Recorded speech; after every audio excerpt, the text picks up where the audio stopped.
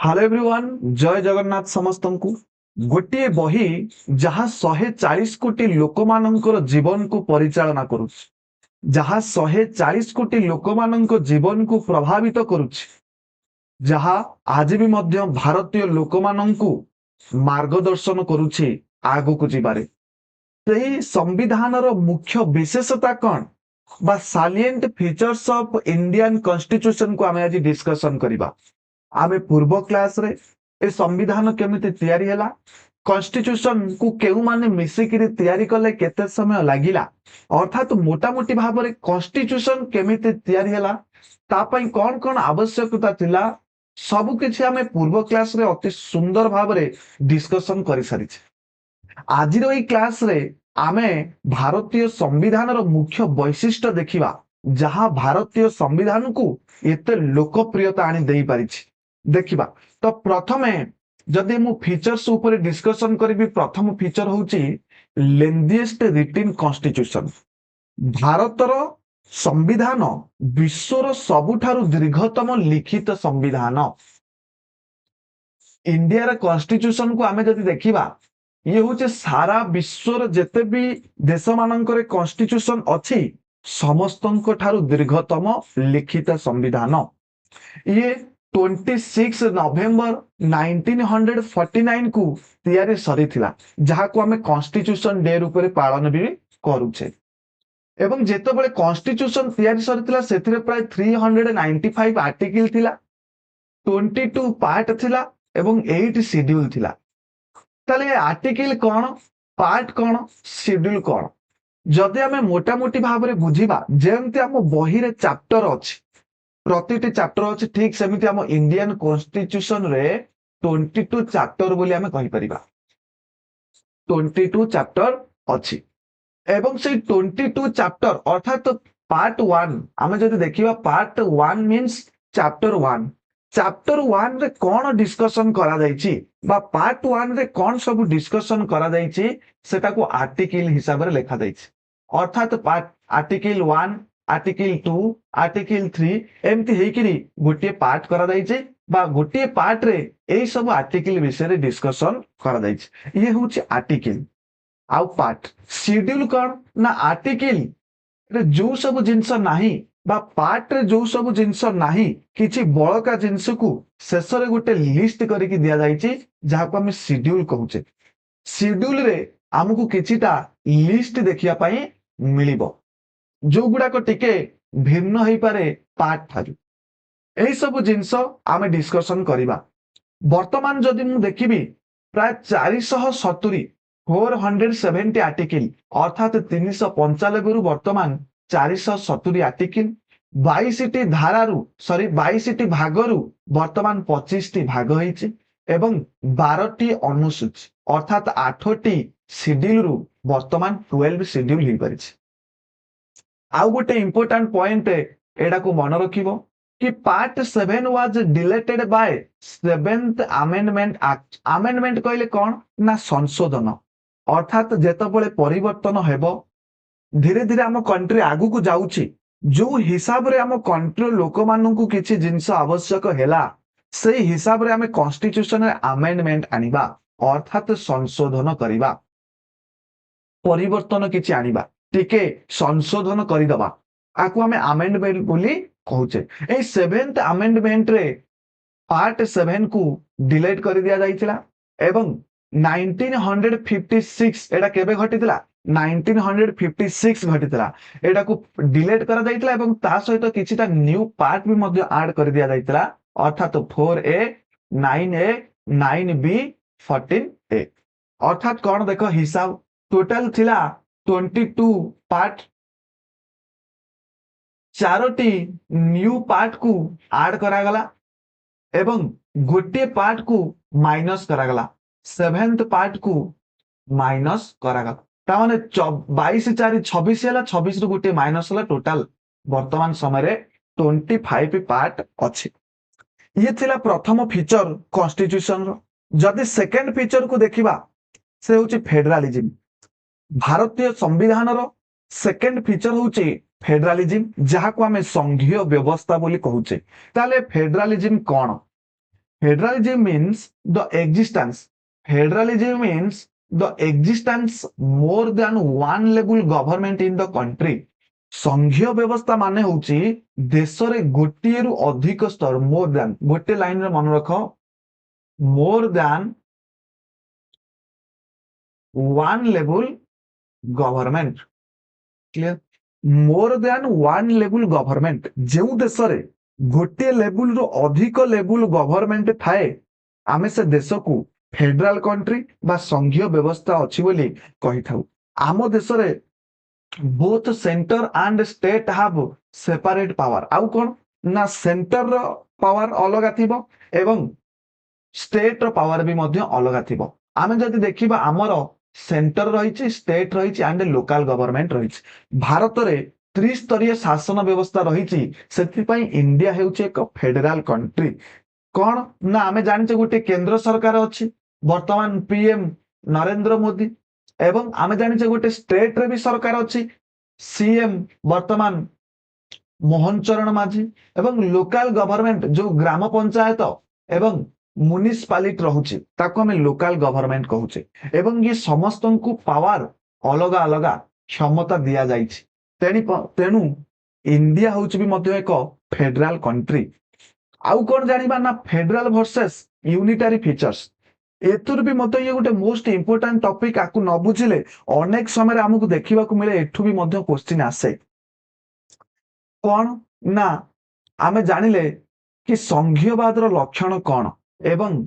Unitary लक्षण कौन unitary government कहले जोटी केवल सेंटर पावर थिबो जोटी सेंटर को अधिक प्राधान्य दिया जाउथिबो केंद्र सरकार पाखरे सबुठारु अधिक पावर थिबो लागिबो जोटी केंद्र सरकार टिके अधिक बलवान ताकू आमे यूनिटरी लक्षण बोली कहिबा बा यूनिटरी फीचर कहिबा कॉन्स्टिट्यूशन रो एवं कॉन्स्टिट्यूशन रो फेडरल फीचर काहू कहिबा ना जोटी लागिबो कि पावर को दुई जनक भितरे बंटा जाइछि बा पावर स्टेट को किछि परिमाण रे दिया जाइछि जेमति आमे देखिबा लिखित संविधान आम कॉन्स्टिट्यूशन होउछि लिखित संविधान रिटिन कॉन्स्टिट्यूशन सेति पई ये टिके आकु बदलबा पई टिके कष्ट हबो डिफिकल्ट हबो आकु बदलबा पई टिके डिफिकल्ट हबो जहा फल रे केंद्र तार मनमानी करि परिबो नाही केंद्र तार मनमानी करि परिबो नाही कारण ऑलरेडी लेखा जाइछि जणे जदि कहि थांता आमे ताकू जोर जबरदस्ती मना कर देता कि नाही एटा कहिना बोली किंतु जेहेतु एटी लेखा सरिछि राज्य पाखरे कोन पावर अछि सेंटर पाखरे कोन पावर अछि ये ऑलरेडी लेखा सरि जाइछि जेहेतु एटा लेखा सरि जाइछि ता माने आकू आउ केही बदलै पारिबेनी बा जदि बदलैबे आमे परे पढ़िबा केमिति कॉन्स्टिट्यूशन रे अमेंडमेंट करि हबो एवं न्यू लॉ फॉर्मेशन करि हबो एटा बहुत डिफिकल्ट हेताय कारण समस्तंकर मत नहीं बदलैबा जदि होइछे वर्तमान पीएम नरेंद्र मोदी जदि चाहिए कि अमित शाह जदि चाहिए वर्तमान आमर कॉन्स्टिट्यूशन को बदलै परिबेनी सेति पई तांकर मेंबर माने ऑपोजिशन रो किछि मेंबर माने भी चाहिबा दरकार तो बदलैबा को कष्ट हबो ता माने एठी स्टेट को किछि परिमाण रे पावर मिलिला स्टेट रो प्राधान्य रहिला सेति पई ये होचे एक फेडरल फीचर ता बदल रे आमे जे देखिबा एठी होची सिंगल कॉन्स्टिट्यूशन अर्थात ये होची एक यूनिटरी लक्षण सिंगल कॉन्स्टिट्यूशन कहले कोन ना जदि गोटिए कॉन्स्टिट्यूशन थांता अर्थात गोटिए कॉन्स्टिट्यूशन आम देशर कॉन्स्टिट्यूशन होची गोटिए कॉन्स्टिट्यूशन जदि आमे देखिबा भारतर स्टेट पाई अलग कॉन्स्टिट्यूशन नाही कि सेंटर पाई अलग कॉन्स्टिट्यूशन नाही केवल गोटिए कॉन्स्टिट्यूशन अछि तो सेति पाई गोटिए कॉन्स्टिट्यूशन रे आमे सेंटर को मोर पावरफुल करिछ मोर पावरफुल सेंटर टिके एठी अधिक पावरफुल रहउछि सेति पई एक यूनिटरी फीचर हबो कारण एठी सेंटर को पावर मिलुछि देन जदि देखिबा फेडरल रो द्वितीय फीचर कोन आगे फेडरल को डिस्कशन कर दबा देन यूनिटरी फीचर को डिस्कशन करिबा कोन देखो ना सुप्रीमेसी ऑफ कॉन्स्टिट्यूशन संविधान रो सर्वोच्चता अर्थात एठी सेंटर बा केंद्र सरकार मनमानी करि परिबो नाही कारण एठी आमे जे देखिबा मोस्ट पावरफुल रहउछि कॉन्स्टिट्यूशन सुप्रीमेसी ऑफ कॉन्स्टिट्यूशन अर्थात सर्वोच्च न्यायालय बा सुप्रीम कोर्ट जो डिसीजन दबो से डिसीजन को समस्ते मानिबे। आउ कौन ना संविधान अनमनीयता बा कठोरता जो कथा मु प्रथमे भी डिस्कशन कली आम कॉन्स्टिट्यूशन होचे रिजिड कॉन्स्टिट्यूशन आकु भांगिबा बा आकु बदलैबा टिके आम प्रति कठोर हबो बा टिके डिफिकल्ट हबो। आउ कौन ना इंडिपेंडेंट जुडिशियरी बा इंडिपेंडेंस जुडिशियरी स्वाधीन न्यायपालिका न्यायपालिका उपरे केही हस्तक्षेप करि परिबे नाही। सुप्रीम कोर्ट जदि कौनसी डिसीजन दउची ता उपरे केही हस्तक्षेप करि परिबे नाही बा सुप्रीम कोर्ट को केही इन्फ्लुएंस करि परिबे नाही। ये पावर मिलिछि न्यायपालिका को बा जुडिशियर को। नरेंद्र मोदी कहि परिबे नाही कि चीफ जस्टिस को तुमे एई काम कर बोली एटा कहि परिबे नाही कारण जुडिशियर को संपूर्ण इंडिपेंडेंस मिलिछि जहा फल रे सेंटर रो पावर टिके कमी जाउछि। सेतिपई ये एक फेडरल फीचर्स बोली आमे याकू कहिबा। आउ कौन ना बाई कैमरालिज्म कहले दुई सदनीय व्यवस्था आमे जानिचे आमर दुईटी गृह अछि गोटे लोकसभा आउ गोटे राज्यसभा गोटे लोकसभा आउ गोटे राज्यसभा अछि। कौन से नियम आमको तैयारी करिया पई हेले आमको दुईटा ग्रह रे मेजोरिटी पाइबा पई पड़िबो। जा आउ कौन ना जो राज्यसभा को जो लोक माने बछा हुंती एटा को स्टेट रो एमएलए बा विधायक माने बाछिकिरी पठै थांती एमाने मेंबर पठै थांती राज्यसभा को तो निश्चित भाव में एठी किछि स्टेट रो पावर रहुची सेति पई एक संघीय लक्षण मन रख जेउटी भी स्टेट को पावर मिलिबो जो प्रकार चिंता ये खाली एतिकी फीचर नुहे अलग फीचर भी अच्छी किंतु आमको बुझीबा पई पड़िबो जोउटी भी कळे बळे कौशले जदि स्टेट को पावर मिलुची ताहले आमे ताकू फेडरल फीचर बोली कहिबा जदि सेंटर को अधिक पावरफुल दर्शाउची ताहले आमे ताकू यूनिटरी फीचर बोली कहिबा। आउ कौन ना डुआल गवर्नमेंट दुई स्तरीय सरकार जदि सेंटर रे खाली सरकार थांता ताले आमे हैरान हेतांते जदि सेंटर थांता हमर सपोज गोटे एजुकेशन रे किछि परिवर्तन आनिया पई अछि ताले हमकु मोदी सहित भेट करबा को पड़ी थांता किंतु जेहेतु हम भारत दुई सरकार अर्थात गोटे सेंटर रे रहिला गोटे स्टेट रे रहउची एवं आ गोटे लोकल गवर्नमेंट भी अछि किंतु मोस्ट ऑफ द पावर ए दुई जन पाखरे अछि सेंटर को अलगा किछि पावर मिलिछि को पावर मिलिछि ताकू भी मध्य डिस्कशन आमे करिबा। क्लियर ये थिला किछिटा संघीय लक्षण बा फेडरल फीचर देन जदि देखिबा आउ कोन ना किछिटा यूनिटरी फीचर जो गोटा प्रथम आमे देखिले एकक संविधान आम कॉन्स्टिट्यूशन ठीक है किंतु आम कॉन्स्टिट्यूशन गोटे तैयारी एकक अर्थात आमर दुईटी कॉन्स्टिट्यूशन नाही कि राज्य पई गोटे अलगा देश पई गोटे अलगा बा कंट्री पई गोटे अलगा बा सेंटर पई अलगा केवल गोटे कॉन्स्टिट्यूशन तैयारी होइछि जोथरे सेंटर को भी पावर मिलिछि आउ स्टेट को भी मध्य पावर मिलिछि एकक कॉन्स्टिट्यूशन हेतिबारु तो टिके पक्षपातिता रहिला जा हेले भी सेंटर को टिके मोर पावरफुल करा वाला सेंटर को टिके अधिक पावर मिलिला सेतिपई ये एक यूनिटरी फीचर आमे कहबा। आउ कोन ना सिंगल सिटीजनशिप अर्थात भारत रे आमे देखिबा सिंगल सिटीजनशिप सपोज आमे अमेरिका गले अमेरिका रे आमे कहि परिबानी कि आमे ओडिसा लोक बोली आमे वी आर ऑल इंडियन सेतिपई आमे समस्तଙ୍କୁ गोटे कार्ड भी मिलिछि आधार कार्ड जहा द्वारा आमे प्रमाणित करिबा कि आमे होचे भारतीय आम देशर नाही डुअल सिटीजनशिप अर्थात आमे कहि परिबानी कि आमे ओडिसा रो लोक बोली आम पाखरे कोन से प्रमाण मिलिबो कि आमे कोठी भी जाहिर करि परिबानी आमे ओडिसा लोक बोली आमे कहि परिबा पार्टी रे किंतु आमे समस्त गोटे सिटीजनशिप मिलिछि कि आमे समस्त होचे भारतीय जहा फल रे सेंटर को टिके अधिक पावर जना पडुछि कारण गोटे आमे यूनिट हे जाउचे आम ओडिसा रो गोटे स्वतंत्र परिचय आमे देई पारु नाहे आमे आम स्टेट रो गोटे स्वतंत्र परिचय देई पारु ने आमर परिचय होउछि वी आर इंडियन पासपोर्ट रे आमे इंडियंस बोली लेखिबा। क्लियर देन देखिबा इंटीग्रेटेड जुडिशियरी संगठित एकक न्यायपालिका संगठित एकक न्याय इंटीग्रेटेड जुडिशियरी कौन इंटीग्रेटेड जुडिशियरी आमे जदि जुडिशियरी की भी मध्य देखिबा कौन ना तीनटा लेवल जुडिशियरी रहउछन्ते कौन तीनटा लेवल ना गोटे डिस्ट्रिक्ट कोर्ट रहउछे डिस्ट्रिक्ट कोर्ट ऊपर हाई कोर्ट डिस्ट्रिक्ट कोर्ट ऊपर हाई कोर्ट रहउछे एवं हाई कोर्ट ऊपर सुप्रीम कोर्ट रहउछे तो supreme court decision is final. District court decision को हाई कोर्ट काटिदेव, हाई कोर्ट डिसीजन को सुप्रीम कोर्ट काटिदेव, जहा फल रे गोटे स्टेट रो कौन दरकार ताकू सुप्रीम कोर्ट ही डिस्कशन करिवो। बस सुप्रीम कोर्ट ता ऊपर डिसीजन नबो। हाई कोर्ट रो पावर कमी गला, तो सेति पय आमे आकू कहि परिबा ये पावर भी जाउचे सेंटर को, ये पावर भी जाउचे सेंटर को। सेति पय आमे आकू गोटे इंटीग्रेटेड जुडिशियरी को यूनिटरी लक्षण रे रखिचे बा एकक लक्षण रे रखिचे।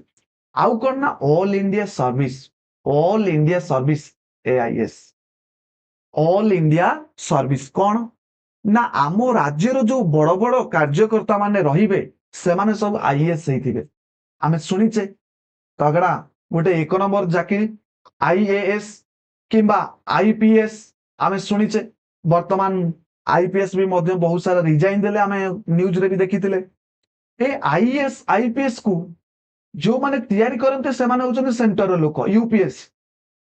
यूपीएस होचे सेंटर रो, ये आम ओडिशा एग्जाम नुह, ऑल इंडिया एग्जाम। ता माने कोनोसी गोटे बिहार रो लोक आसिकरी आम राज्य रे शासन करि परिबो, गोटे वेस्ट बेंगल रो लोक आसिकरी भी आम राज्य रे शासन करि परिबो। तो बाहर लोक माने आसिकरी, बाहर लोक मीन्स जो माने एटी आईएएस एग्जाम को क्रैक करिवे सेही मान कथा पडिचे। किंतु ए आईएएस एग्जाम क्रैक कराउचे किए ना सेंटर। एथिरे ओडिशा सरकारंकर कोनोसी हाथ नाही, अर्थात ओडिशा सरकारंक पाखरे सेतिकी पावर नाही कि से तांकर गोटे सीनियर ऑफिसर आम ओडिशा रे तयारी करि परिबे ना, से पावर नाही जाहाको आमे सर्व भारतीय सेवा बोली कहउचे। ये भी मध्य एक यूनिटरी फीचर जहा सेंटर को अधिक पावरफुल करूची। क्लियर। देन देखिबा नेक्स्ट फीचर कोन रहिची, आउ कोन ना आउ गोटे यूनिटरी लक्षण होची इमरजेंसी, जरूरीकालीन प्रावधान। अर्थात इंदिरा गांधी समय जेतबळे कोनोसी डिसिप्लिन भंग हबो सेतबळे गवर्नमेंट इमरजेंसी लगेई दबो। इमरजेंसी लगेई देले स्टेट पाखरु पावर पळेबो। फंडामेंटल राइट को छाडिला परे आउ सब पावर आम पाखरु पळेबो, जहा द्वारा सेंटर पावरफुल हेई परिबो। अपॉइंटेड गवर्नर बाय सेंटर, अर्थात राज्यपाल, राज्यपाल जी होचंती हेड ऑफ स्टेट। आमे कहि परिबा मोटा मोटी भाव रे हेड ऑफ स्टेट, स्टेट रो मोस्ट इंपोर्टेंट डिसीजन राज्यपाल को द्वारा हेबो।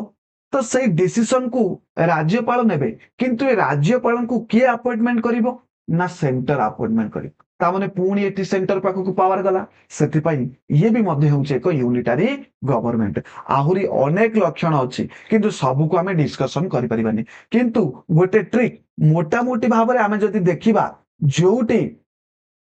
पावर मिलुची स्टेट को, मन रख जो फीचर रे स्टेट पावरफुल से होची फेडरल फीचर। क्लियर। जोटी सेंटर पावरफुल सेटा होची यूनिटरी फीचर। क्लियर हैला। देन देखिबा 4 नंबर कौन रही ना Bharat India is a federation with bias. मन रखिबो ये भी मध्य गोटे इंपोर्टेंट जिनसटा है कौन ना भारतीय संविधान एक प्रवृत्ति संविधान जहाँ संघीय भारत। अर्थात कहबाकू गले मोटा मोटी भाव रे इंडिया होउचे एक फेडरेशन कंट्री, किंतु एटी अधिक पावर सेंटर को मिली से एक यूनिटरी बायस बोली कहा जाए बा एकक प्रवृत्ति। एकक प्रवृत्ति अर्थात भारत एक यूनिटरी बायस आर एकक लक्षण अच्छी अधिकांश देखा मिले, कारण एटी मोस्ट पावरफुल होउची सेंटर। क्लियर। एबे देखिबा कमेंट किछिटा comment comments on Indian federalism. भारतीय संघीय व्यवस्था उपरे केउ माने केमिति मत देइछन्ति, तांकर मत कोन जणैछन्ति। जेमति क्वासी फेडरल बा अर्ध संघीय व्यवस्था किए कहिछन्ति ना केसी हुएर। केसी हुएर जणैछन्ति कि भारतीय फेडरल सिस्टम जो रही ये हूँ क्वासी फेडरल, अर्थात ये पूरा संघीय नुहे, ये अर्ध अधा आठे संघीय व्यवस्था रही आउ अधे आठे ऐकिक व्यवस्था रही। क्लियर। आउ कौन ना कोऑपरेटिव फेडरलिज्म आकु किए कहिथिले ना ग्रानविले ऑस्टिन। ग्रानविले ऑस्टिन को द्वारा कहा जाइछि, ग्रानविले ऑस्टिन को द्वारा कहा जाइछि कि भारत हेउचे एक कोऑपरेटिव फेडरलिज्म। ये क्वेश्चन रे आसे पिला माने ए जो 28 स्टेट रही ये समस्त सेंटर अंडर रे क्लियर से सहयोगी अर्थात ये भारत 28 राज्य सेंटर को कौन करथांती सहयोग करिथांती आउ कौन ना सौदाबाजी संघवाद अर्थात बार्गेनिंग फेडरालिज्म किए कहते ना मोरिस जोन्स मन रखिबो मोरिस जोन्स कहते कि इंडिया रो फेडरालिज्म होउचे एक बार्गेनिंग फेडरालिज्म एठी बार्गेनिंग करा जाईची जेमती आमे परिबा आनिला बेले हाटे रे बार्गेनिंग करताय से कहबा आलू 20 टंका आमे कह नाही 15 टंका दियो आलू 20 टंका 15 टंका ठीक अछि 18 टंका देकरी आलू नियो ना तमरो ना हमरो ठीक सेमिति एठी पावर को बार्गेनिंग करा जाईची कहा कहा भितरे ना सेंटर और स्टेट भितरे पावर को बार्गेनिंग करा जाईची सेति पई मोरिस जोन्स कहते गोटे most important line Morris Jones कहते कि भारतीय संघवाद इंडिया फेडरालिज्म हूँ एक बार्गेनिंग फेडरालिज्म क्लियर देन देखिबा 5 नंबर कौन रही पार्लियामेंटारी फॉर्म ऑफ गवर्नमेंट आम इंडियन कॉन्स्टिट्यूशन रे कहा जाइए कि भारतीय जो गवर्नमेंट ये हूँ संघ संसदीय गवर्नमेंट आर पार्लियामेंट अच्छी कौन ना सेपरेशन पावर पावर को सेपरेट गवर्न करा जाइए अर्थात द गवर्नमेंट हैव 3 ऑर्गन्स आम बॉडी रे जेमती ऑर्गन अच्छे समस्त काम अलग हाथर काम अलग गोड़र काम अलग पाटीर काम अलग मुंडर काम अलग ठीक सेमिति गवर्नमेंट रो 3टी ऑर्गन रही कौन ना गोटे हूँ लेजिस्लेचर गोटे हूँ लेजिस्लेचर आकु आउ कौन कहा जाए ना आकु हॉरिजॉन्टल पावर शेयरिंग कहा जाए मन रखियो horizontal power sharing clear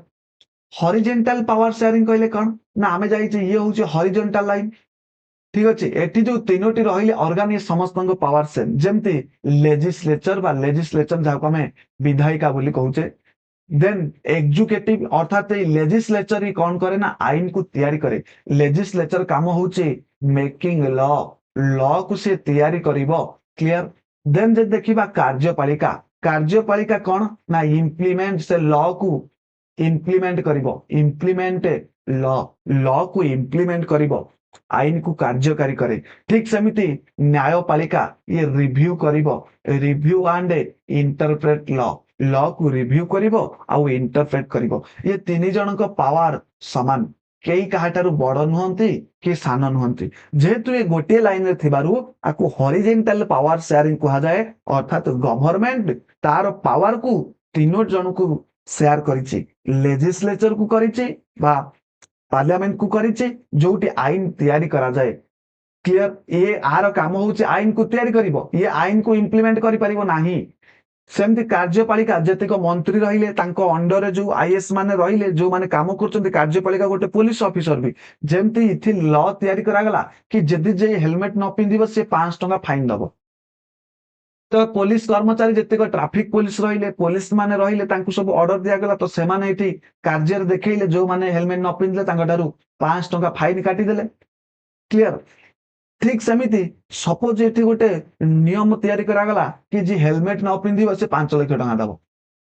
this is unfair 5 lakh helmet न पिंधिले ये गोटे संभवपर जिंस कि तो आकु रिव्यू करिवो किए ना न्यायपालिका देखिबो कि 5 लाख जदि जने हेलमेट न पिंधि कि दबो एइटा गोटे ठीक नियम नुहे सेति पई ये रूल को कैंसल कर दबो कहबा ये प्रकार रूल आमो इंडिया रे चाली परिवो नाही ये कोनोसी गोटे राजकीय शासन नुह कि जी जहाँ मन को पाई करदब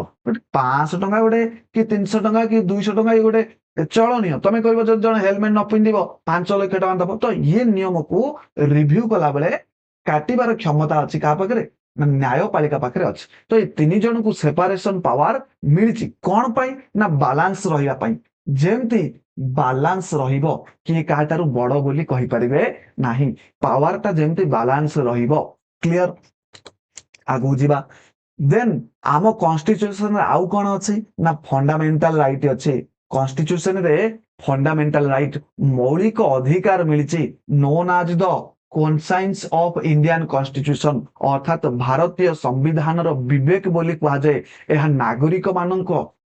सरकारी अन्याय निष्पत्ति सुरक्षा दिए अर्थात फंडामेंटल राइट को आम ठारू कहीं छड़े नहीं पारे ना ये आमको प्रोटेक्ट करे ये आमको कौन करे ना प्रोटेक्ट करिवारे सहाय्य करे आमर रूल रेगुलेशन किए जेमती भांगी पारिबे नाही आमर अधिकार को किए जेमती छड़े नहीं पारिबे नाही तो आमु किछि मौलिक अधिकार मिलिछि सब लोक मानकु मौलिक अधिकार मिलिछि गोटे इंपोर्टेंट सेति पई भारतीय कॉन्स्टिट्यूशन आज सबुआडे लोकप्रिय हो पारि आउ कौन ना सेकुलारिज्म धर्म निरपेक्ष आमे जानिचे धर्म वर्ण जाति निर्विशेष आमे समस्ते होचे भारतीय आम भारतीय कॉन्स्टिट्यूशन धर्म निरपेक्षता को अडॉप्ट करिछि सेकुलारिज्म को अडॉप्ट करिछि अर्थात the state does not promote मन रख the state does not promote any religion आज द स्टेट रिलीजियन आकु आमे कहूचे सेकुलारिज्म अर्थात मुस्लिम हिंदू सिख ईसाई आमे समस्त होचे भारतीय कौन सी राज्य गोटे धर्म को तार स्टेट रिलीजियन बोली कहि परिबो नाही एटा हेउछि हमर सेकुलारिज्म किंतु सेकुलारिज्म केते प्रकार ना सेकुलारिज्म दुई प्रकार गोटे होछि नेगेटिव सेकुलारिज्म आ गोटे होछि पॉजिटिव सेकुलारिज्म नेगेटिव सेकुलारिज्म कोन पॉजिटिव सेकुलारिज्म कोन आमे देखिबा नेगेटिव सेकुलारिज्म को जदि आमे देखिबा कोन ना राष्ट्र धर्म मध्य संपूर्ण पृथ्वीकरण अर्थात पाश्चात्य देश एटा हमको यूएसए रे देखा मिले अर्थात धर्म रे राजनीति पशि पारिबो नाही अर्थात मंदिर तैयारी हो मस्जिद तैयारी हो जहाँ भी ताथुर जेते टंका भी रोजगार हो एथिरे स्टेट किछि भी मुंड खेलैबो नाही संपूर्ण अलगा संपूर्ण भाव अलगा जोटी सेठी आमे कहिताय कोन ना एटा होचे negative secularism positive secularism secularism कौन सकारात्मक धर्म निरपेक्षता कौन ना equal respect protection for all religion by the state state सबु रिलीजन को समान दृष्टि देखिबो हिंदू को जेतिकी समान दृष्टि देखिबो मुस्लिम मानन को सेतिकी सिख ईसाई ये समस्त को इक्वालिटी हिसाब से देखिबो ये होची पॉजिटिव सेकुलरिज्म जेमती आमे जदि ओडिसा रे देखिबा जगन्नाथ मंदिर को वर्तमान गवर्नमेंट चलाउची राम मन अर्थात गोटे गवर्नमेंट प्रशासन करिछि पूरी प्रशासन बा मंदिर प्रशासन आमे देखुचे जेतेबेले रथ यात्रा होची एबे रथ यात्रा रिसेंटली गला जो नाम चैनल भी ओपनिंग हेतिला आमे देखुचे सेठी पुलिस माने जाईकिरी केमती श्रृंखला करछन से गोटे रिलीजियन प्लेस किंतु सेठी पुलिस जाईकिरी श्रृंखलित करछ लोक मानकु किंतु जदि आमे यूएसए कार देखिबा ए सिस्टम सब नाही कारण एथिरे स्टेट किछि भी इंटरफियर करिवो नाही क्लियर तो आकु आमे कहूचे पॉजिटिव आम इंडिया रे ताले को सेकुलरिज्म ना पॉजिटिव सेकुलरिज्म आउ कोन ना अनेक समय रे आम देश को कौन करा जाई थाए ना आम देशर मजाक उड़ा जाई थाए कौन कहिकिरी ना विभिन्न उत्सरु आनिकिरी ग्रहित अर्थात बोरोड फ्रॉम मेनी सोर्सेस आमर जो कॉन्स्टिट्यूशन तैयारी हेछि आमे जेतेबेले पढिबा आगु को आमे जानिबा आमर फंडामेंटल रो गोटे अलग जगह रो आछे अर्थात आमर जो माने संविधान तैयारी करूतिले से माने बहुत सारा देशर कॉन्स्टिट्यूशन को पढिले एवं जो कॉन्स्टिट्यूशन रे जो जिंस तांको भलो लागिला से आनिकिरी टिके बदलै देकिरी आम इंडिया रो लोक मानकु जेंति दरकार सही हिसाब रे तैयारी कले क्लियर जेंति अमेज़न आमे देखिबा अमेज़न अमेज़न प्रथमे तैयारी कला किंतु इंडियन मार्केट को से बुझी नतला अमेज़न सिना सिस्टम तैयारी कला कि आमे जाई के ऑनलाइन डिलीवरी करबा लोक माने ऑनलाइन रे जिंस किनिबे किंतु इंडियन हिसाब रे तो से तैयारी कर नतला तो इंडियन हिसाब रे के तैयारी कला ना फ्लिपकार्ट बुझ पाइलो तो फ्लिपकार्ट कौन कला ना आर बिजनेस अमेज़न रो बिजनेस मॉडल को आनी करी इंडिया रे पके देला बहुत लाभ कमेला भी मध्य क्लियर अर्थात इंडिया रो लोक मानकु कोन दरकार अमेज़न रे मिलु नथिला से तबळ समय रे तो फ्लिपकार्ट सही जो कमजोरीटा रहितला अमेज़न न फ्लिपकार्ट ता ऊपर काम कला इंडियन मार्केट को खोजिला इंडियन लोक मानक पाखरे पहुंची पारला फ्लिपकार्ट ठीक सेमिति जेतबळे आमुकु कुहा गला कि बोरोड फॉर मेनी सोर्सेस आमे विभिन्न सोर्सेस रानी कहिथिले अर्थात डॉक्टर भीमराव आंबेडकर रिप्लाई करथिले क्रिटिक्स एई क्रिटिक्स रो रिप्लाई मध्य करथिले कोन ना accusing the constitution being copied borrowed संविधान अन्य देशर नकल बा संगृहीत बोली होइतिबा समालोचना रे उत्तर देइथिले के डॉक्टर भीमराव से आंबेडकर आगु को आसिकरी कहिथिले कोन कहिथिले ना doctor Bhimrao Ambedkar state as the accusation that draft constitution has reproduced a good part of provisions of the government Indian Act 1935 I make no apologies कौन ना संविधान भारतर शासन आईन 1935 अनेक धारा स्थान पाई बोली होइथिबा अभियोग को मु आदम क्षमा प्रार्थना करू नाही अर्थात मोर एथिरे टिके भी सरी फीलिंग्स नाही कि आमे अलगा देशर कॉन्स्टिट्यूशन को आनी आम देश रे रखिछु कौन पाई देख पिला माने कौन पाई एक कथा कहिथिले गोटे बढ़िया जुक्ति भी मध्य देइथिले अनेक समय रे ए क्वेश्चन भी मध्य पळे आसे ये होचंदी सही महान पुरुष डॉक्टर भीमराव आंबेडकर देखि पारुथिबो he emphasized that there is no palindromizing the boring good provisions and nobody should hold patent right over the basic constitutional idea आम देशर कॉन्स्टिट्यूशन तैयारी हो सारा बेलू अनेक सारा आइडिया तो ऑलरेडी आसी सारानी आम नुआ आइडिया केमती कौन आनी परिबा से दर्शाई जे कि अलगा देशर कॉपी करिबा बा तांको देशरु किछि जिंस संग्रहित करिबा ये कौनसी भूल नुई एथिरे कौनसी भूल नाही संविधानर मौलिक चिंताधारा उपरे संविधानर चिंताधारा उपरे कहार पेटेंट नाही अर्थात किए कही नाही कि ये चिंताधारा होची केवल मोर आकु आउ केही नै परिबे नाही जेमति मौलिक अधिकार जेमति गोटे मौलिक अधिकार सेकंड जदि हम देखिबा नागरिक नागरिकता ये तो सबु देशों को दरकार नागरिकता सबु देश लोकों को दरकार मौलिक अधिकार सबु देश लोकों को दरकार तो ये तो ऑलरेडी जने करि सारछि ये प्रकार चिंताधारा ये तो समस्त को दरकार तो से कौन लोक कहीं पेटेंट करना आम से डॉक्टर भीमराव आंबेडकर क्या आगे क्षमा प्रार्थना भी करी नथिले आशा करुच्ची क्लास टी भल लगी जदि क्लास टी भल लगी निश्चित भाव वीडियो को लाइक करंतु चैनल को सब्सक्राइब करंतु जय जगन्नाथ समस्त।